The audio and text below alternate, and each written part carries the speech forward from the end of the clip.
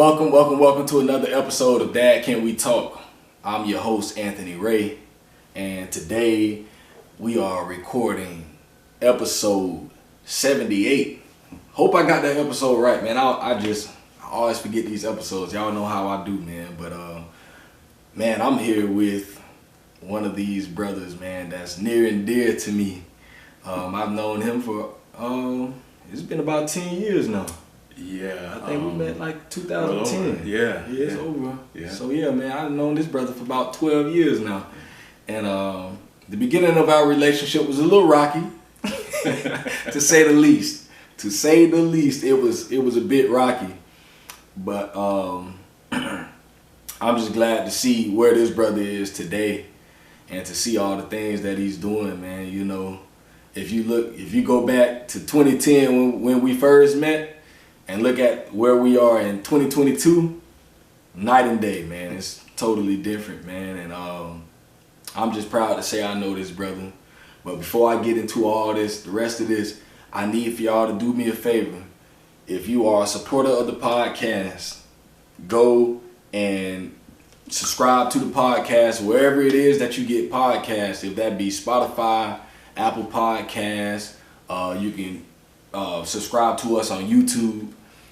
If you have Instagram, we're on Instagram at Dad Can We Talk. Facebook at Dad Can We Talk. I'm even on TikTok. I don't use it that much, but Dad Can We Talk on TikTok. I got a Twitter. Don't use that as much. I need to start using that more. Dad Can We Talk on Twitter. So we're out there, and you can find us on all those platforms. And I would appreciate it if you would follow, subscribe. If you see the posts that we make, like them, share them, whatever, man. You know, keep the conversation going. I got a lot of dads that I bring on this podcast that have stories that I believe that people need to hear, and people might want to hear them. So I definitely would appreciate if y'all could do that. One small little thing for me. It only take like one click most of the time. And it helps us tremendously. And if you are one of the faithful listeners to the podcast, it will be helpful. Also, if you leave reviews, leave comments, tell us how we can do better, man. It's always, I'm always open to suggestions and learning and just trying to do better. So I started this thing with no type of, no former background or nothing. So I just was off the cuffs, you know. And I've grown a little bit, you know, over the last 2.5 years that I've been doing this, but it's a lot more growth. So let me know how I'm doing, man, and things that I could do better. So that's definitely appreciated. But let's get back to business. So I'm here with my brother Terrell Jenkins, and this is one of my former supervisors, man. That's how we met. And when I tell y'all I used to give this brother hell, I used to give a brother hell, man. And I look back on it now like, dang, I used to be giving that man a hard time for no reason, man, over little petty stuff. But you know, we live and we learn. I was a jit at that time, man. I was like 22, 21. Wow. And I was a young man, and I had some stuff going on, a lot of stuff going on. And he used to get it, man. 4 o'clock in the morning, waking up, going to UP. Waking up. It's cold most of the time. Yeah, or hot. And hot. Either or. And man, I used to wake up with an attitude where it just had a unit on my face, and I was ready. I was ready every morning. Like, I'm finna get Terrell that work. I ain't gonna answer no questions that he asked me.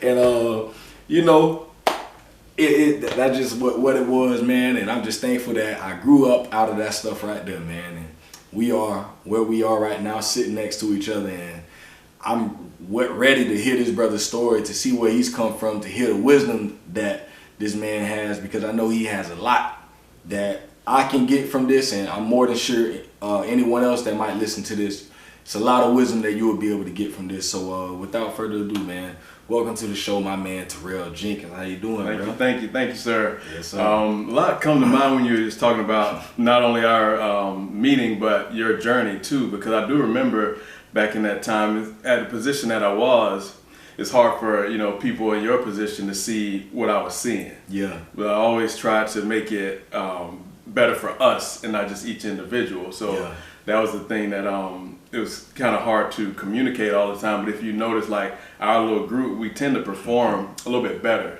than the other ones. And I think it was because of the environment we tried to create, at least I did in my mind, about, you know, being us. But you were one of the standouts. Yeah. So not necessarily that I needed to push you, but I was just trying to help make sure that you were just being you. Mm-hmm. And then that your work area, because that's what we used to get into. It wasn't a question about you doing the work. It was the work area. It needed to be a certain way according to them, you know, who set the rules and everything. So I was just basically trying to be a buffer because I knew the boss lady was going to come around and see certain things. So I was trying to be proactive. And then, because I remember one time you said you was trying your life. I forget what. But I remember when you moved down to a different spot, and it was like when you were beginning your journey of just really following Christ to the degree that you are now. Yeah. And we were talking, and I forgot. I don't even know how we had this much time to be getting into it, but it was something I had mentioned about sin, and I was like, well, there's like no sin that you can do without a degree of selfishness or pride. Yeah. And then you said like selfishness, like you really thought about that, and you said it over and over a few times. And that showed me that you were a thinking person and that this journey that you were starting on was really serious and meaningful to you. So that says a lot about you too, because sometimes you can hear something and we can maybe let it go in one ear and out the other. But that's something that it seemed like you were writing something on your heart. Mm-hmm. And then you kept running with it, and you know, here we are today. And I think other things have been born and produced because of whatever you were going through at that time. Mm-hmm. And the thing about it is like when you were Obadiah and on that podcast, and he was talking about the potatoes. Yeah. And love Big O, you know. Yeah, that's my man right there. Shout out to Big O. Yes, sir. But talking about the potatoes, he said that's all faith, you know, because it's under the ground and you don't know what's coming up until it, you know, a certain amount of time passed. Same thing with bamboo. You can plant that 5 years, you may not see anything. Once it breaks ground, it grows. It's the fastest growing plant or grass that we have on the planet, you know. So I think we can be like that, and that's kind of like how I saw you at that time. You know, like a potato. Well, I don't want to mention that too much because we bald headed brown. So, but I see it. Yeah. But definitely, you know, it's like I always think about the idea of potential. It seeds of possibility. And you were a seed that were planted, and now you're grown. And I wouldn't imagine you haven't reached your full potential, but you are maximizing your potential, you know, to a certain degree to this point. So that's what a lot of what I saw as well in our team was just people in different places. But I was kind of like born wanting to save the world, and like trying to figure out, and still am to a degree, how I can help do that. But we're just realizing that everybody has a different level of potential, but they also operate at a certain level at a given time. Mm-hmm. And then it's so early in the morning, and most of us are not going to be our best selves. I'm not what you would call a morning person. Yeah. You know, I say there's normal people and morning people and normal people. Normal people, I feel, are not morning people because we tend to be night owls or stay up a little bit later, and our day starts at maybe 10:30. But so to be up at full go early in the morning is definitely a challenge. But again, I know I said a lot, but I just really am proud of the man that you've become, because to be so young and then to make certain decisions that you've made along the way since then to be who you are now is just really phenomenal. So.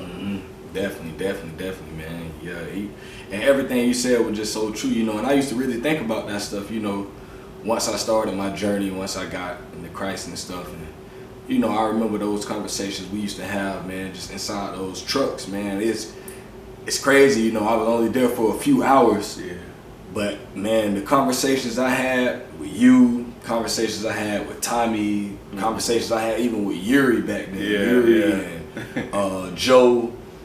Man, that was so profound. You know, I still think about a lot of that stuff. You know, I talk with my wife about conversations I had just in those trucks, man, early in the morning, and I would just be in there just pondering about life. Like, man, you know, like, what's my next move? Like, you know, I remember when I found out my wife was pregnant while I was there, man, I'm like, something got to give, you know, like my whole life is already changed, and now there's this huge change, you know. It's like everything happened like that, you know. Got married, then I found out she was pregnant, and I'm like, boy, life is moving fast and still trying to turn away from that old life that I was Right. living. And it was just all coming, you know, and I just, people like you and like I said, everyone I mentioned, you know, those conversations always help me, you know, just being able to hear other people's perspectives. And I'm like, man, you know, I gotta take that to heart, like that right there, that's real, you know. I gotta find out how I can apply that to my life. And man, that's what I was around that time of my life, man. That 2010 to 2013 were like some of the most important years of my life, because that's where I was setting that foundation. I was laying the foundation of where I am now. You know, back then I was just, man, you know, I need to take some of that stuff I was doing then. I need to start doing a lot of that stuff again right now, because it was just so important. I was just like, man, I'm trying to get to the next point in my life, and I was just serious about it, man. And I was doing everything I had to, you know. But let's get into this, man. My first question is always the same on the podcast, man. I want you to talk about what your relationship was with your dad. Okay, I want to answer that in just a second, but what you just said was so key, and I think that's something that our listeners need to hear again, how you lined up the information and made it relevant to your life. So all those stories, it wasn't just talking, it wasn't just time wasted, but you lined up the information and made it relevant to your life, to your goals and your responsibilities that were coming up and everything like that. So that's very important for us to remember, because that's why we go to church. We take information and line it up with our lives. We go to school and do the same thing. If you're an athlete, when you're practicing and learning the playbook and everything, you're taking information and lining it up with your life. So that's how we can make it make sense and make it relevant, and then we can apply the energy that we need to in order to be successful, and that's exactly what you did. So I just wanted to, let it just not miss that point, because that's really, that can be life-changing for a lot of us. But as far as the relationship with my dad, I'll put it like this. I saw him for the first time in person at his viewing the day before they put him in the ground. Wow. So, yeah, I didn't have one. And it seemed like it didn't have very many father-like substances around in my life either. I acquired some father figures later in life, but with him not being there, not even a presence. I talked to him for the first time, I think, when I was 16 on the phone. And then I talked to him when I was 19. And then at 31, so it's a shame I can count on one hand how many times I talked to him. And the messed up thing about it is that when I saw him in the casket, I realized how much I looked like him. And then after a while, because he died in 2020, near my birth month, he was buried. But ever since then, for some weird reason, I see him in the mirror from time to time. Wow. And I noticed, and just from other people talking and stuff like that, like I'm his spitting image, and the things that people like about me as far as like giving and my personality and trying to be a funny man or whatever, but that's him. So like weird, because I am so much another person, but I don't know him. So when he died, it felt kind of weird, because it closed the door on something that, not that I necessarily wanted, but it would have been beneficial for me just to learn a bit more about myself. So yeah, I didn't have a relationship with him, and then coming up, like my stepdads and stuff like that, it was like if I had a trading card deck of characters, like it would be these dudes. And if you're of a certain age and remember the Garbage Pail Kids, it would probably be that kind of trading card, not like tops or upper deck baseball, the good stuff. Because you had like the drunk, the slob, and then I call like the maniac, who was stepdad that really did a number on me in my early years. It was like I didn't really have any good examples of what a daddy could be.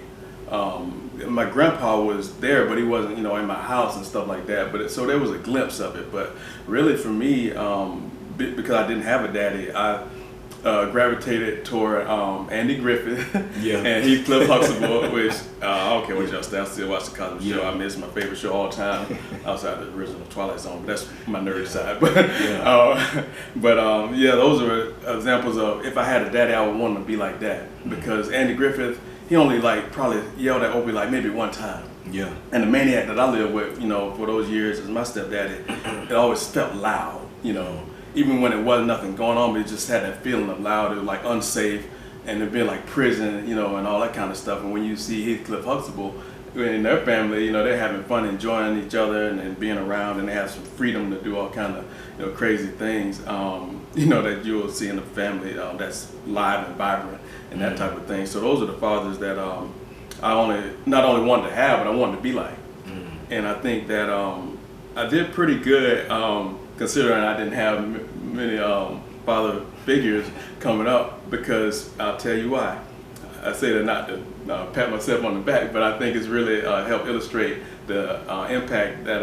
So I think I did good just from following the examples that I set for myself with Andy Griffith and his Club Huxtable, because I remember one time my baby girl, she's just like her daddy, like practical joker, think everything funny, you know, kind of push the rules and that kind of stuff. She's very smart, hard worker, and all of those things. So she's so much like me, and she even looked like me. Even to this day, she'll be 19, July 16.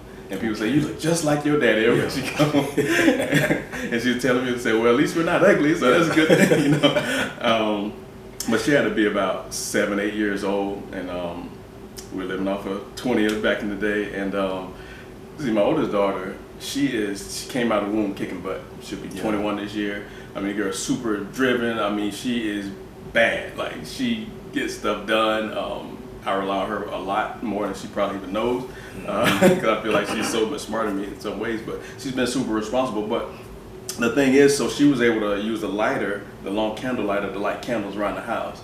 And it was, you know, one of Daddy's weekends and all that. Man, we had some fun, man. Watching Nickelodeon shows and Disney, all that kind of stuff. Cooking good food for my girls, you know, blowing bubbles, whatever the case may be. But also, she was lighting candles, and then baby girl like, well, Daddy, I want to light candles too. I like, I don't know, Ma. I don't know. You gotta be pushing it sometimes. You know, I don't know if you can be trusted. So I held her hand and we lit candles. That wasn't good enough for her. Now at this time on ESPN in the morning, on Sunday morning, they used to have hunting and stuff on. I don't know what they have on there now. Yeah. So I was watching that because I was getting ready to cook breakfast, and I see the hallway light up. And I see my baby girl with paper on fire, and her eyes this big. She run down the hall, and pieces just falling on the floor and everything. She finally get to the bathroom sink with just a little tip of paper in her hand. She put it in the sink so she go back to the mess she made in the hallway.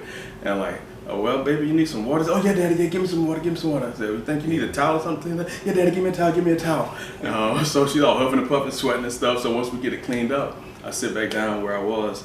I said, come here, baby. I need to talk to you. He said, no, you're going to beat me. I said, do I ever beat you? He said, no, but you're going to beat me this time. Yeah. I said, no, just come here. I just want to talk to you. She took a couple steps. She still wouldn't come all the way to me. And I was like, if you don't come over here, I am going to beat you. No, I wasn't. So she finally came on over. And I sat in my lap. And I said, you just had to do it, didn't you? He said, yeah, Dad, I just couldn't help myself. I just wanted to use the lighter. I said, well, I told you not to do it, and you did it anyway, so we're going to have to do something about this. What do you think we should do? He said, we should have Jada beat me. I said, no, it's between me and you. I said, Jada sleep, leave her alone. It's between me and you. I said, we got to do something about this. So I'm going to let you tell me. She said, well, Daddy, I can't handle it, so I think I should never use lighters ever again. I was like, forever's a long time, Mom. You sure about that? He said, yeah, Daddy, I can't handle it. And then I said, all right, then, well, that's what you decide, and we'll go with it. So hugged my baby, sent on by the way, and it was done. It was never an issue again. Some people say, oh, maybe you should have beat her, this, that, and other thing. But the whole thing was to teach her a lesson, not only to do what you're told, but, you have to realize, what you're working with, have certain boundaries and limitations. So you might not want to push it all the time. She learned a lesson, and I got that from I felt like Andy Griffith would have done something like, handled something like that. So again, that's something that I'm proud to be able to be that for my daughters, being that I didn't really have any, consistent and positive male father figures like that. I like that you say that.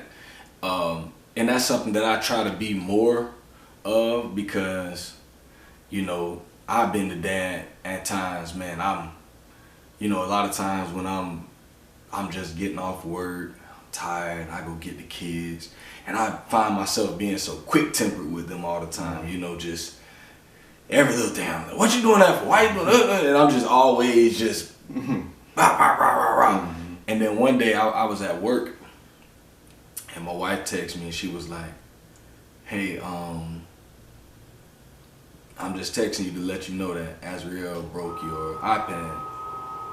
And she's like freaking out right now, saying that you're gonna be so mad with her and all this stuff. And I'm just letting you know, like, she broke it or whatever, so that you be prepared when you get home. You just, I thought about it after you text me. I'm like, it's all good. I was like, all right. I said, and I was mad about it, but I'm like, dang, that's how my baby feel about me. You know, like she make a mistake, and now she's like freaking out, and she's so scared about what's gonna happen when I get home, and she think I'm gonna go off. I'm like, man, you know what? When I get home, I ain't gonna say nothing. You know, so when I pulled up to the house, bro, it's like she was waiting. You know, my wife ain't tell her that she had talked with me or whatever. So when I pulled up, she opened the door. She come outside. She has like, she don't know I know nothing. So she come. She has this little sad face on. I'm like, what's going on, baby? And she was like, Daddy, you gonna be so mad. I said, what happened? She told me she broke down bad. She was like, it's just, I was looking at it in my bed, and it felt, they got bunk beds. So it fell down. And she was like, Dad, I really didn't try to do it, Daddy. And it was a mistake. I'm like, Azzy, calm down. I'm like, all right, that's fine. I'm like, it's all good. You know, it's something that can be fixed. And she was like, are you mad? I'm like, no, I'm all right. I'm like, it's all good. You know, I'll get it fixed. You know, we good. How your day been? You know, and I just went to talking with her, hugged her, give her a kiss and all that. And I'm just like, I take things so serious sometimes, you know, like an iPad. I'm like, bro, you can get that fixed. I mean, you would rather it not get broken and have to go spend $200 getting it fixed. But I'm like, it's a material thing, you know, and I gotta stop getting upset about things that really don't matter that much. You know, that's something that I know I deal with. You know, I get so upset about things that once I sit back and I take a look at everything, I'm like, is that really worth yelling and screaming over, you know, and being upset? And like, it's really not that. It's like, okay, yeah, like you said, you know, you talk with them, you let them know what the business is, and, you know, and you move past that, you know, and you don't have to do all the extra stuff, because a lot of times when we're doing that, what I realize that I really don't even be mad about the situation. I be mad about other things that, you know, I might have been upset because I've been up all day, I'm tired, you know, I'm physically tired, and something comes up, and I'm not necessarily mad about what my baby is doing. I'm just mad because of something that I have going on personally with me. You know, I'm mad at myself about something else, and now my baby is getting this upset dad, not really nothing that they even do a lot of times, and I have to really recognize that sometimes that I ain't mad with them. If I go to look at the root of why I'm upset, it ain't got nothing to do with these kids. It got everything to do with me and things that I'm upset with myself about, and I take it out on my kids. And I can be honest and say that I know I do that a lot of times, and I have to catch myself like, bro, just let it go. Well, that was one thing that I experienced with my daughters, because they were like, she made me mad. And my thing is, nobody can make you anything unless you want to be. Because if what she did that so-called made you mad, if she did it on Christmas Day, would it bother you? Probably not. You know, if this thing that got us so upset or even stressed out, if we just won the lottery yesterday, would it really bother us? Probably not. So it's not the thing, it's how we process it. And I think that's one thing that throughout my life I've been able to develop just an outlook and a philosophy that allows me to deal with stuff like that and process it. Not that I don't experience like other people, but I process it really fast, or at least I'm intentional about processing certain things to see it for what it is. Because growing up with the maniac that I was telling you about, you know, he robbed me of like several years of my childhood. So it was just like left it's not catching up to a degree throughout childhood, but there was like certain like lessons that I could learn, or things that I really didn't experience as a child, because I guess it made me grow up kind of fast in some ways too. So I was thinking about more serious things and stuff like that. So I was, I think because of that, I was like kind of thrown into a role of being a leader among kids and stuff like that. So I was always kind of mindful, even as a kid, you know, kind of like where I was leading people and stuff like that. So when I had my daughters, I guess I kind of had a little head start in just what I would be as a father, and it was basically boils down to leadership. And I feel like if it's more than one person, it's either leadership or it's left to chance. Well, really even one person, because we're self-leaders, of our own lives. So if there's no leadership, then that individual or that team or that group is left to chance. And that's what you definitely don't want. So being able to have some type of, outlook and where you want to take your kids or help your kids get to, I think was very important as well. So that's what it was all kind of going on when you were talking about that with your daughter and everything. It's because it's not just that thing in that moment, but it's the other stuff that you're dealing with in life. So how do you deal with that other stuff in life? That's the question, because then that way it'll help you be the father that you want to be and that you can be. So it's that other stuff. Now, how do you really handle that? Well, again, the self-leadership and those type of thoughts will help you deal with all that other stuff, so you're going to be better in the home and everywhere else that you touch. Oh, that's real. That's real, man. So you got 2 girls. I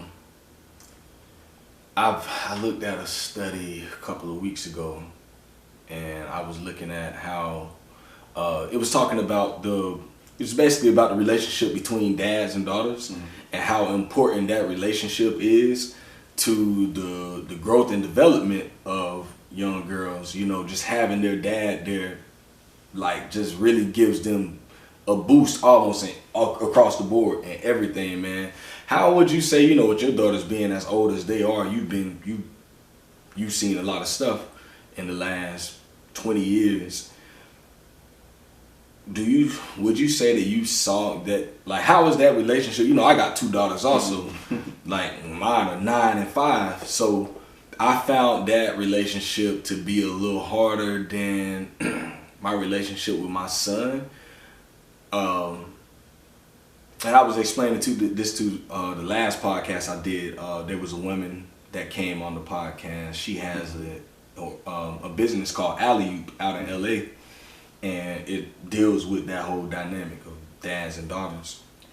And I was telling her, like, how with my son, I kind of see me. It's like another me, and he's a boy, and I can relate to him. Then both of us, he's my middle child, I was a middle child. Okay. So I can kind of relate to my son on so many different levels, but when it comes to my daughters, it's like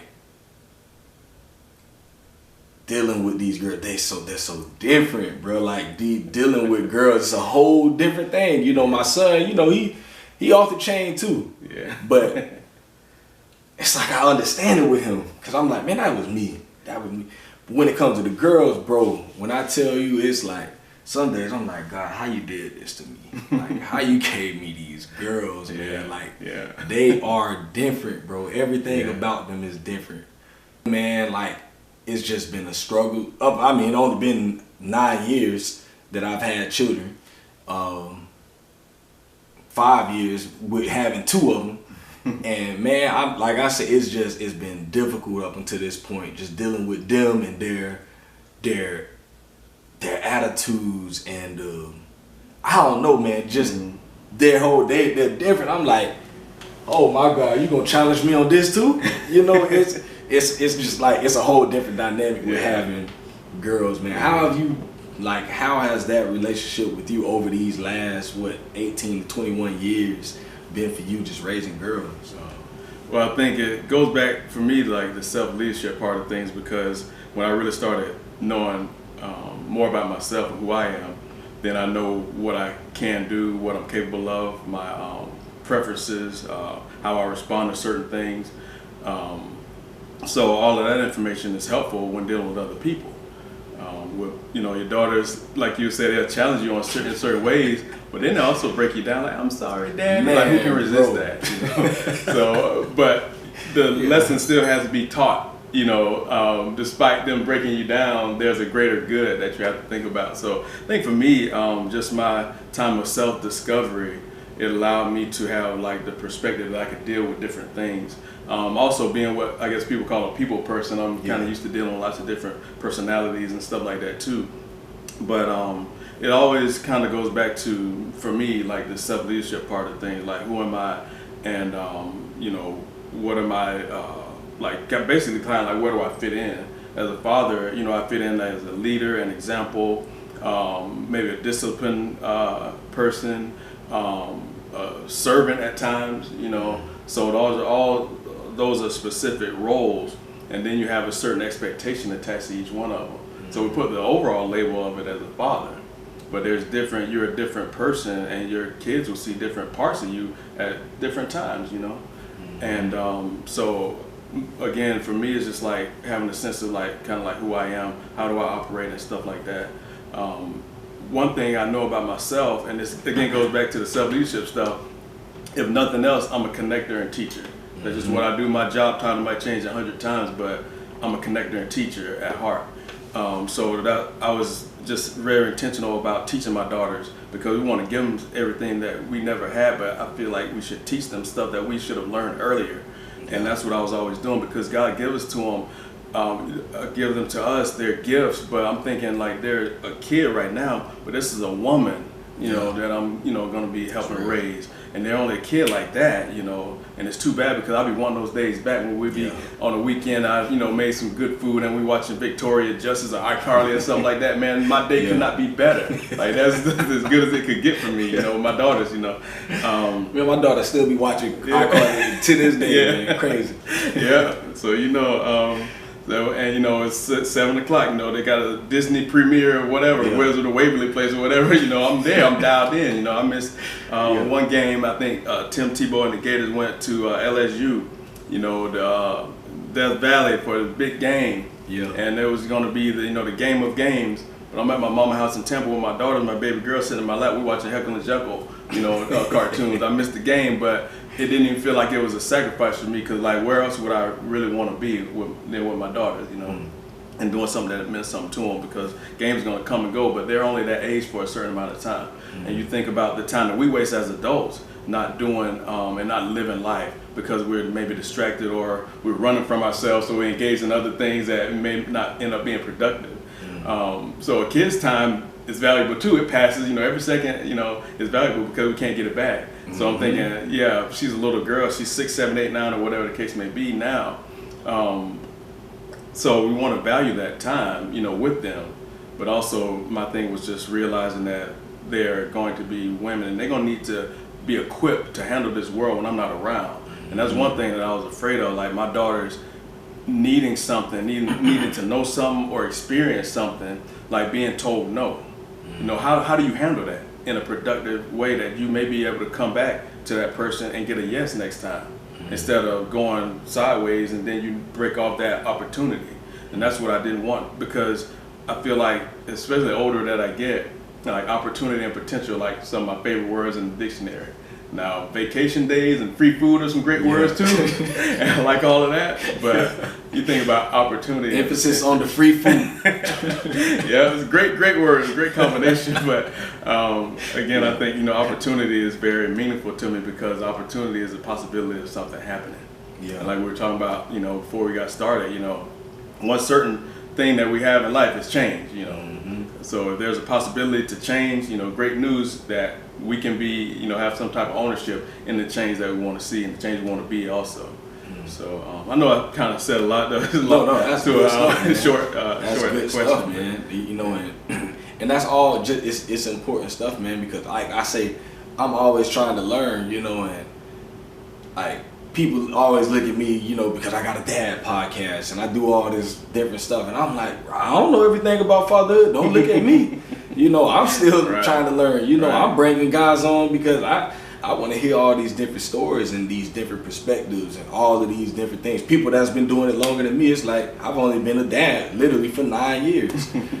So it's only so much that I can learn within those 9 years. And I look at someone like you who got grown up children, and I'm like, boy, I'm just trying to make it though, boy, because these 9 years, boy, especially this last 2 years, I'm like ever since my baby girl started talking and moving and all that, I'm like, man, God, you got to help me. Yeah. Because these jokers right here, they're all, next year, my youngest, she'll be in kindergarten, so all of them will finally be in school, and man, it's like, woo, Well, this thing ain't what it was. 4 years ago when I had little babies, it's like they're all talking. And now I want to ask you about this. One of my biggest things I deal with is sibling rivalries, bro. When I tell you, I kind of understand my two younger ones. My son and my youngest daughter, they're about 10 to 11 months apart. So they were like literally back to back, and they are like, I don't know if it's the boy-girl thing, I don't know what it is, but when I tell you these kids argue, I mean, I pick up one from school, I pick up baby girl first, pick her up from school first. As soon as my son gets in the car, it's like a war. I mean, she'll say something like last week, when I picked up my baby girl, I had to go see my mom for a quick second. Okay, boom, we go and pick the other kids up. So my son gets in the car. Baby girl says, I seen Mima today. He just took that like, I don't care. You're just trying to brag. And it was a whole argument. I'm like, y'all can't be serious, man. You cannot be serious. Well, she's bragging about, like, how is that bragging? It's like they would just go back and forth. I'm like, bro, it's every day. Every day y'all get in the car, she says one thing and he come back and then it's just boom, boom, boom, boom, boom. And I'm like, bro, I'm gonna go crazy right now. And so how is that even something that you've dealt with? And if it is, like, how did you deal with the whole sibling rivalry thing? Well, it may be a little bit different for me because I have daughters, and so there's constant rivalry. And I'm 45 in a couple months, so kind of I grew up in the 80s and whatnot, so sometimes mentality let them scrap, because that's the way you feel, because back in those days, that's part of life. Yeah.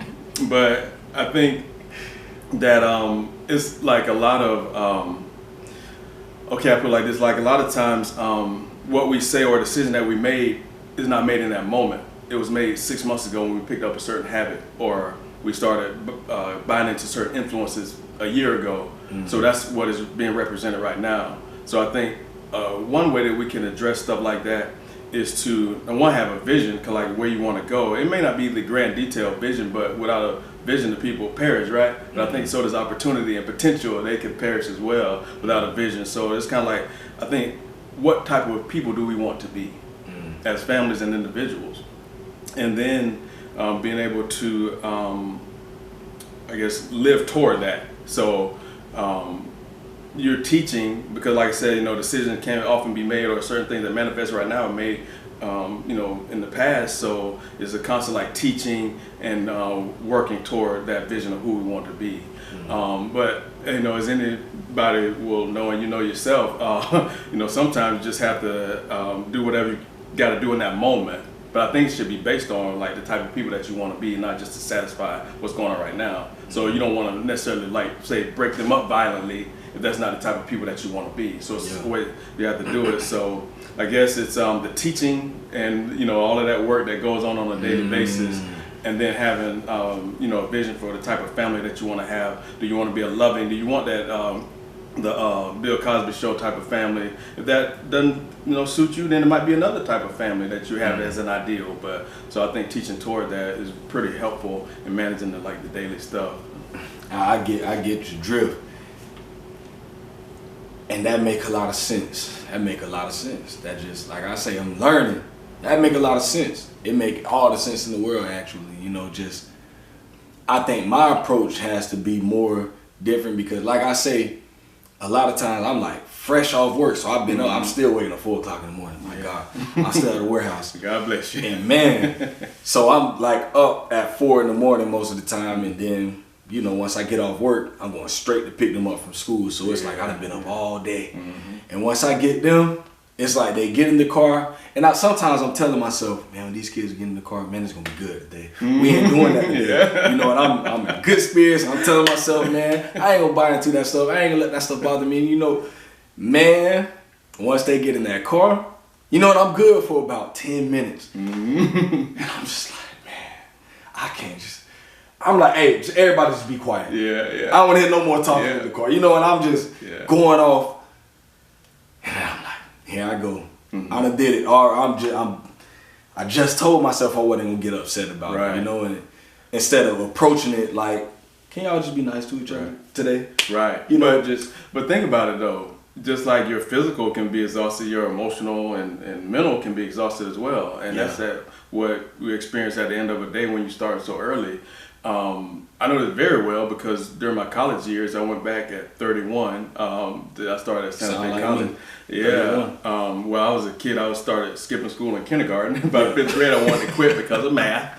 And by 12th grade, I just wanted to get out of my mama's house because I was tired of her telling me what to do. So my smart teenage self went to the Marines so they could tell me what to do. But you know what? It was okay because it wasn't mama. So like I was okay with that. But after the Marines, I found myself working jobs. Just kind of, it was like one of them things. I call myself like the Forrest Gump of work because I've done so many random things job wise before I went to college.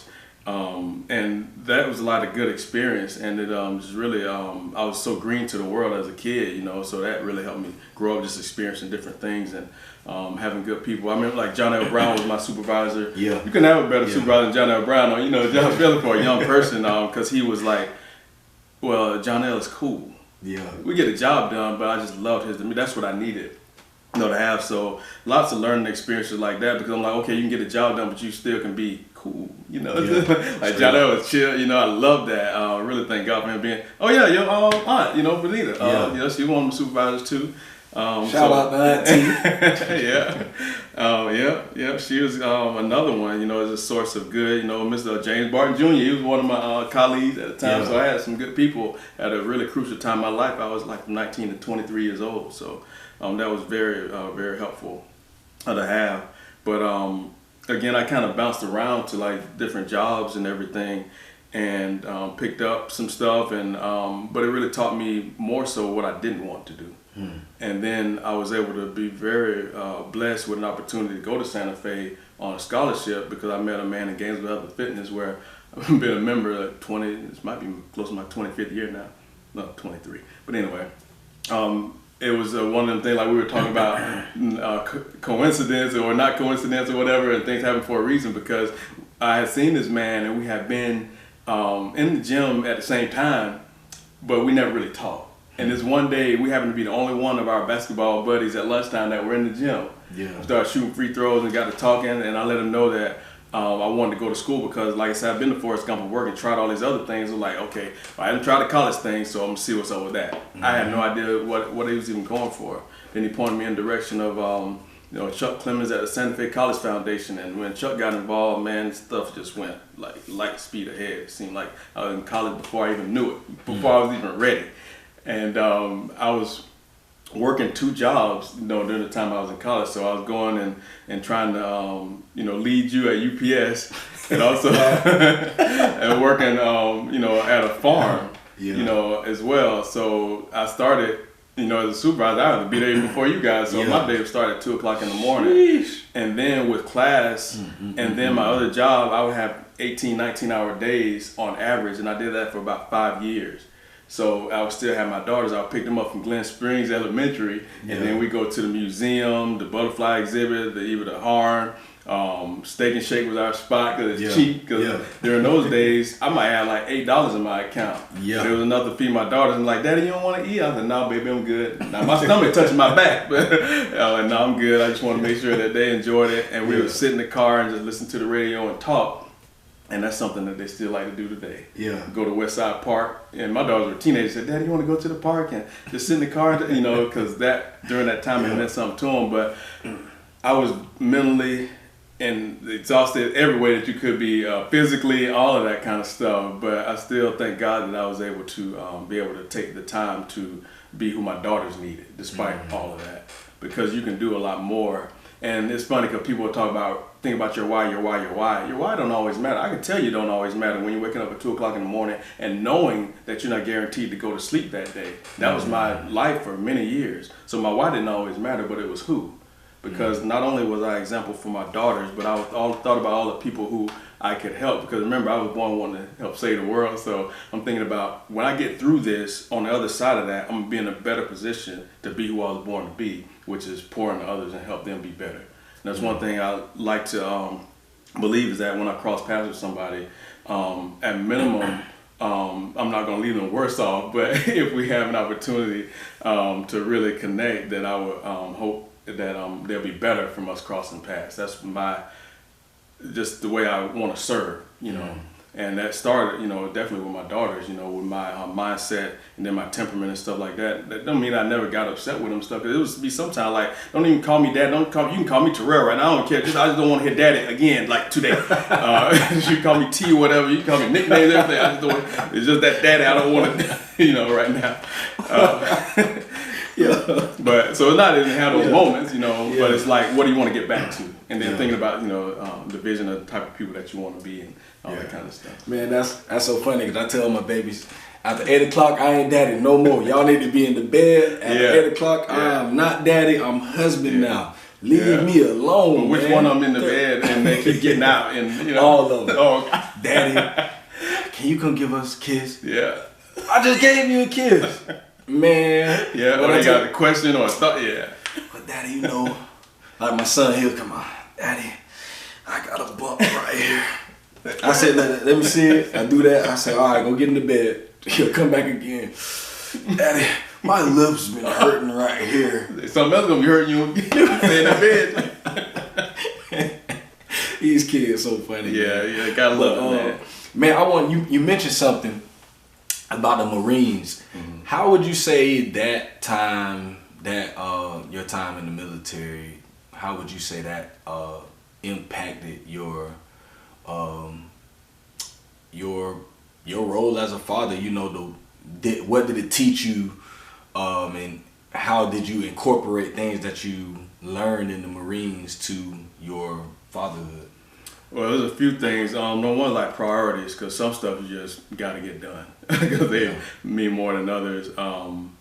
And I think also being able to persevere and do stuff the right way, because your life and other people's lives can depend on it, you know. So, you know, how you do anything is how you do everything. Mm-hmm. There's a reason, you know, have purpose to, you know, what you're doing, and even the stuff that you think are trivial, realizing that it all matters in the grand scheme of things.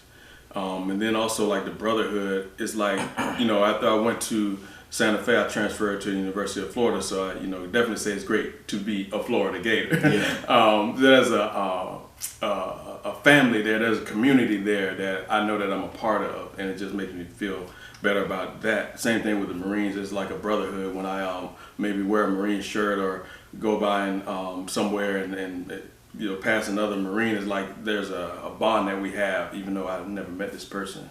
So the Marines was really good for just teaching a lot of life lessons that I probably wouldn't have gotten anywhere else, or I would have had to learn a harder way, even though Marines are a pretty hard way to learn some of these lessons. But it just helped, just those keys, it made me just added to me as a person, and that's what I was able to give my daughters, because, you know, certain things that it might not be something that I feel like doing, but I got to get it done. I got to do it right because their school is that important, you know, so it could be something related to their school or whatever the case may be. And also, I grew up, well, I'm a Florida person. I didn't really have a home until I, you know, settled in Gainesville, almost 30 years now, but growing up, about every 4 years or so we moved. So I went to elementary school in Miami. Well, I went to Lake Butler Elementary for kindergarten. That's where I did the skipping and playing hooky and all that stuff. Yeah. And then I went to elementary in Miami. Then came back to Lake Butler for middle school. Then I went to high school in Daytona, all except for 9th grade, which I did at Union County High School. So never really felt like I had a home, and even around family, I still felt like it wasn't like I was like missing out on stuff, or I hadn't missed out on stuff. Mm-hmm. So the connection was just not. It just wasn't as deep, I guess, as it. That people would think, because we're always moving. I'm always a new person and stuff like that. So when I got to the Marines, you know, it takes somebody who's kind of like already used to moving and stuff like that, and I go halfway around the world. So what I thought was home I was like separated from that. You know, I'm in Okinawa. You know, this 18 by that time. I went to Paris Island. I was 17 years old, and I turned 18 in boot camp. But so I go halfway around the world to Okinawa. So I'm really separated from anything resembling home and all that kind of stuff. So then you have to develop a new set of skills in order to thrive in that environment and not be like missing home or attached to certain things that stuff like that. So that was just kind of forced me and caused me to embrace where I was at. Make the most of it, and that was definitely something that I've been able to use, in my life ever since then. You know, when you go to a new job, it's a new environment. Find a way to embrace it and be successful in that new situation. Like becoming a dad, find a way to embrace it, and all those type of things. So the Marines was really good for that. Structure. For sure, being organized and all that kind of stuff. Do they hurry up and wait? Because sometimes if you want to handle business, that's what you got to be. Yeah. So a lot of life skills that were there. The Marine Corps, the values of honor, courage, and commitment is stuff that I remember. Got to represent that. Like I represent, even though at this age, still represent the Marine Corps to certain people because that's a part of that bond, that family, that community. So I still represent that. Even to this day. So, because even I had talked to a friend the other day, and I mentioned that I was in the Marines, and they were like, "Well, so if you're in the Marines, you were such and such, right?" I'm like, "Well, in theory, I could be because that's what Marine Corps brand is, but so for me as an individual, maybe not. I mean, I'm just thinking this, but they still had an awareness or that association with Marine and then certain traits and values and stuff like that. So that actually, I know it may sound corny, but it's something that I try to live up to, even now, because I, have made a choice to be a part of that brand, and I want to represent it well. So. Yeah, that's what's up. That's some good stuff there. And I would say I could see that type of stuff in you, even when I was in you were my supervisor, man. Like you just always had this. We're gonna do this, you're gonna boom, boom, boom. And I used to be like, man, I ain't doing that junk today. I don't care what. And it's like you would come in the truck, and I remember this one time you challenged me. I think you was like, man, you need to quit being a kid. You need to quit acting like a kid. I'm like, man, Terrell, bro, I do not care, bro. Like I don't care about none of that, what you're talking about. And it's just, you just always had this, like, regardless of what I said, it's like you always would come back, it was just always, I used to be like, I'm gonna make him mad, he ain't gonna never want to talk to me again, and it was just, you just always came back, and it was just this thing with you, and I'm like, dang, this man be making me mad, bro. It was like you had this, I don't know what it was about you, man, but it was just, you were consistent, when it came to what we needed to do, safety-wise, just always this thing, just boom, boom, boom. This is how we gonna do this. This is what we need to do. This is what we gotta get done today. And it was just always this thing. So I'm like, I didn't know you was in the Marines, but that make a lot of sense, just seeing that, just seeing how you work. I'm like, I got another friend, named Jeremy, who was in the Marines, and he no nonsense, he gonna handle his business. He gonna boom, boom, boom. It's everything with him is structured, right? And I always admired that about him. Just everything he does is, if he say I'm gonna be here at this time, he gonna be there. Yeah. He say he gonna do this, he gonna do that. Yeah. If he can't do it, he gonna say no, I can't do that. It's just everything with him. It's like he was on the podcast, and I was telling him like, that's just one thing I always admired about him, like that. With him, and everybody, mostly everybody I know who's in the military has that thing about them where they're, kind of no nonsense. I'm gonna do this. If I tell you this, I'm gonna do it. Right. I'm gonna be on time. I can definitely see that in you. It's funny you say that. Well, I think one thing that comes to mind too is that you have to work hard to make life easy sometimes, and that sounds like a counter, I heard that a different statement, but who really is the best example of that during our UPS days was Anthony Jackson. I remember him. Bruh. Man, that man don't walk. He walked with purpose, boy. Thank you. And he was doing his work, my work, and other people's work. And I'm like, how's the cat doing this? And he looking good down here, and I'm struggling just to do my own thing. But it was like, look at the speed that he moved, you Yeah. know, and then his mind was just geared to see things in a certain way that he could, you know, work faster and stuff like that. So that's what really taught me that, was watching him, and I was like, oh, that's the level that I need to get to. That was like a saying at UPS. I think, what was the saying? Like, they used to always walk briskly. Oh yeah, something yeah, like walk, that. don't run. Like, Yeah.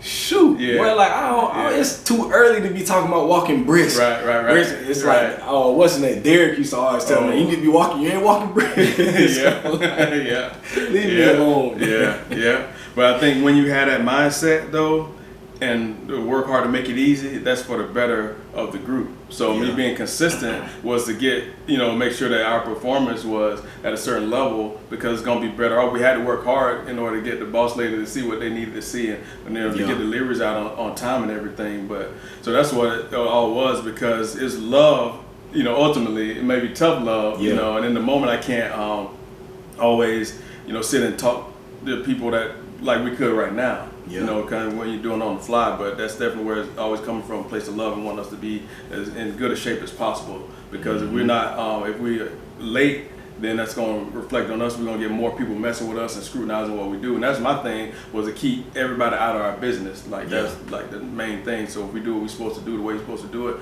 they ain't got to be looking at us and messing with us, and they can just reward us for us being, you know, better than everybody else. That's real. Another thing I wanted to ask you about was you mentioned how you went to school. It's funny that I didn't know you went to school at 31. That's when I went back to school, man. And I wanted to ask you about that journey. You know, I know for me, going back to school with kids and working full time and all this stuff, you know, people saw everything that I was doing and was always wondering, like, man, how do you, like, going to school full time, working full time, 3 kids, a wife, you know, still doing stuff in the community and all this. And I'm just like, man, I'm trying to create a different life for myself, you know, like, and what was your motivations, and what made you say at 31, man, I'm going back to school? Yeah, just really, I guess, like being sick and tired of being sick and tired, you know.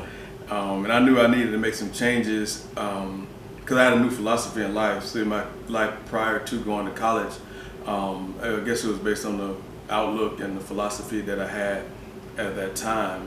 But then when I kind of like had my rebirth, which was caused by what really a low point, I don't know if it was the lowest, but it was certainly close to it, but it caused me to look inward, and what is it about me that like allows these type of things to happen in my life.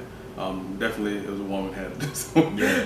So I feel like, man, this like our relationship with like Lucy and Charlie Brown with that football, you know, she keep on down and he dumb enough to keep running that try to kick it. So at a certain point, I'm like, okay, enough is enough. Because I feel like I don't know what I'm worth, but I know I'm worth more than that, you know. So what is it about me that, you know? So I started looking in, and I made a commitment to just love, you know, everybody, you know, period. I don't care what you look like, where you come from, what language, okay, you know, love everybody. And just made a commitment to do that and to be as positive as I can, you know, what I think, say, and do, which is daily work, you know. Definitely something that I practice, you know, and it's kind of autopilot to a degree in some ways, but you're still human, so you get pulled in directions or a lot of stuff to be pulled out of you. But making that commitment to do that, it put me in a state to where now I'm a person of opportunity, and I can see value. And that was one thing too that was really important, because I learned like there's creators and consumers, and at any given time we can be either one, you know. But like, what do you, in your dream of dreams, like what type of person do you really want to be? And I think we should aspire to be creators, because when you create value and then you share value, then it's a relationship, like it's just an exchange that takes place, and you're going to benefit from creating that value, whether it's doing like you're doing with the podcast, or it could be a police, or it could be a teacher, it could be an engineer, whatever, creating value, artist or entertainer or whatever. So creating value in the way that you're equipped and passionate about, you know, creating that value. You know, some people could be in front of the camera or behind the camera, but still being able to create and give and bring value into the world. And I thought about myself, how do I do that? because I know like I love to like make friends and talk to people and help them. I always want people to feel better and do better. But what can I do with that? And I'm like, shoot, I can be like Black Dr. Phil, you know, I'd be on TV and stuff. Because people always come to me with that stuff, you know. Even during like 2020, there were several people that came to me to help look for jobs, and like that's not even what I do. And I thought, why are they coming to me for this? Because I can get the job done. Who else are they gonna turn to? I know Terrell got them, so I knew that you know, this thing about creating value and how could I do it, and over time I was able to learn that, and that's why I met the amazing Tara Blythe when we were at the UF Foundation, and she like, you know, just noticed this connector and teacher, and I was like, how do you know me and you don't even know me like that? But she knew me, you know what I'm saying? She picked up certain things, and that was really gave me the confidence to embrace who I was, you know, had already been. So having that type of the thoughts and the learning and all of that experience has really helped me when I was in the going through college, and even since then making choices after that, because it was a lot that obviously I wanted to get out of the whole deal of going to college, but a lot was not defined. It was like a question mark to it. So being able to have this, you know, the self-learning and this commitment to just be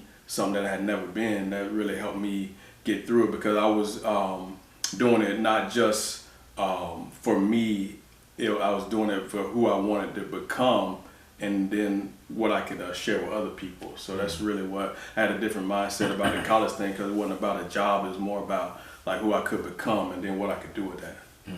Good stuff, man. And that was, I can agree with all that, you know, because that's something that, you know, I saw for myself. I'm like, you know, I want to be able to create opportunities, not just for myself, but for others. I want to be able to give people platform. I want to be able to help. I just want to be able to help, just in general, you know. Like you say, I'm the same way. People come to me with all type of stuff. I'm like, bro, who am I?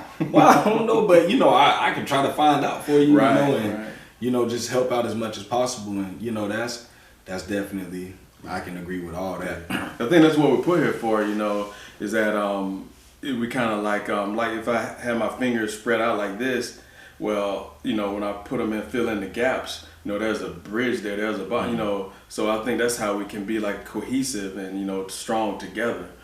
Because, you know, you have, you know, our friend Tommy, you know, great photographer, that he can help with certain things. 'Cause I learned a lot from him just as far as doing the work that he does. And really, I discovered his business may not even be photography, it's people, you know, and then that made me think that, okay, pretty much whatever we do is for others, you know, the consumption of others. So if you are an artist, you don't want to paint and hang it up in your bathroom, you want to share it with the world. And then there's lots of bands back in the day that were started in garage, you know, rock bands started in the garage, but they want to go and rock the world and not just annoy their neighbors with all the noise, you know what I'm saying? So finding how we can create value for others, but I guess it's just a matter of finding your people, you know, who you're you know, supposed to serve, and then just maybe equipping yourself and having the experiences that you can use to serve them well. That's real. That's real, man. That's some good stuff there. A few more questions. At this point in your life, we're having a 21-year-old and a 19, almost 19-year-old.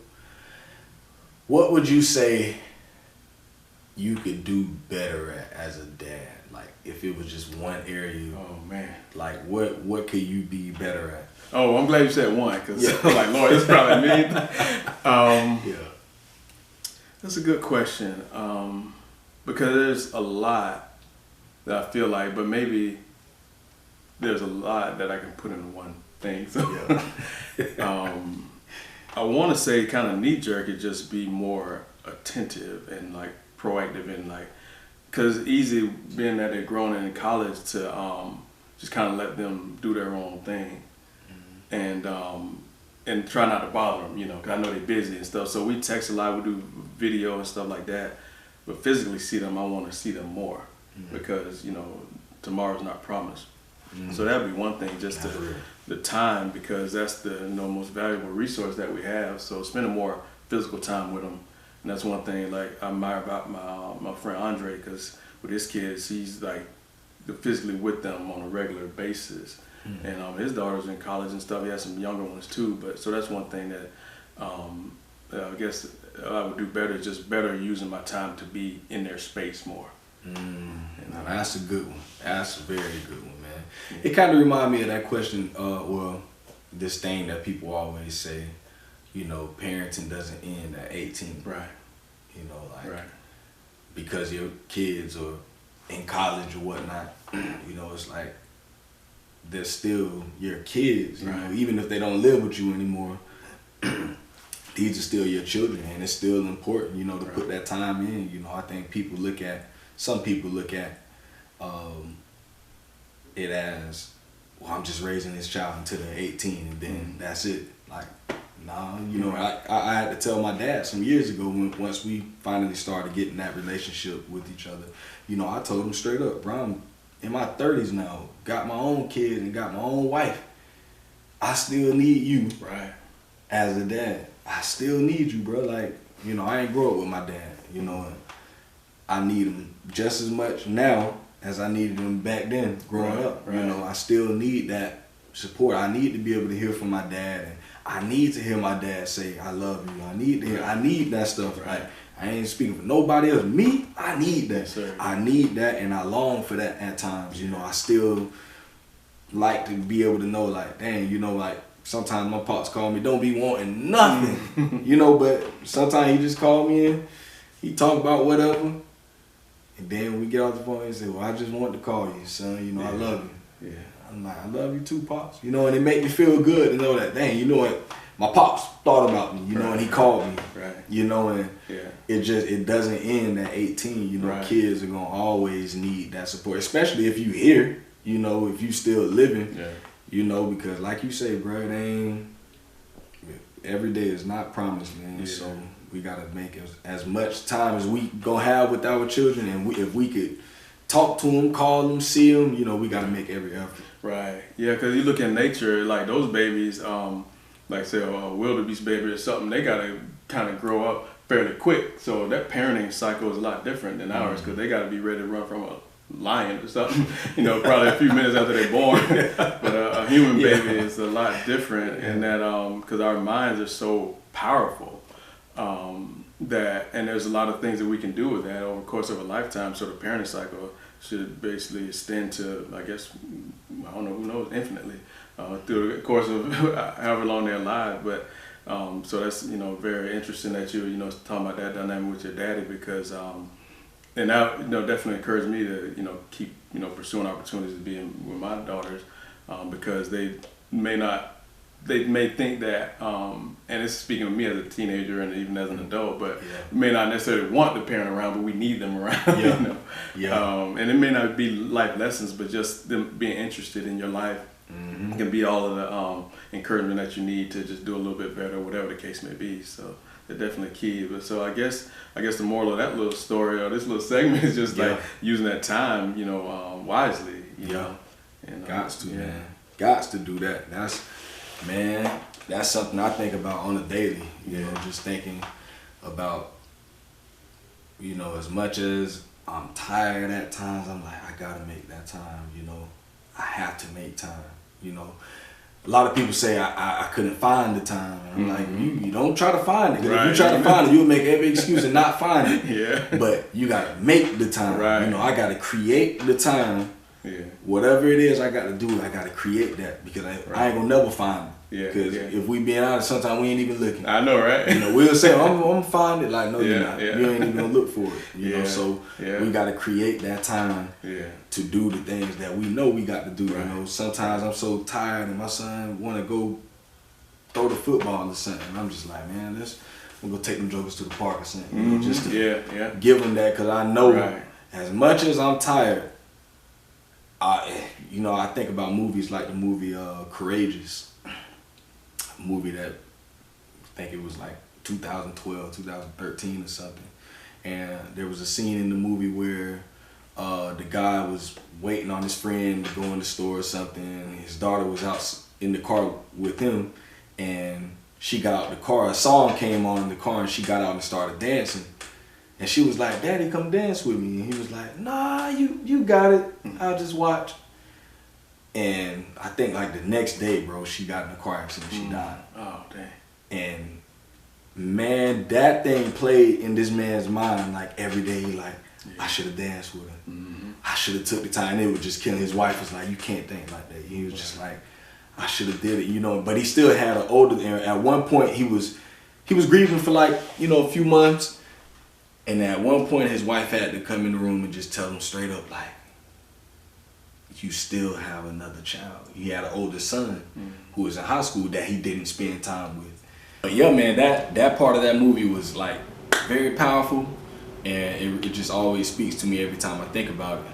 But we're gonna go ahead and close this one out, man. I definitely appreciate you coming on, bro. You know, this was everything I needed. I always learn something every time I sit down talking with someone. I just want to say thank you, my man, for coming on, for real. Thank you. Thank you.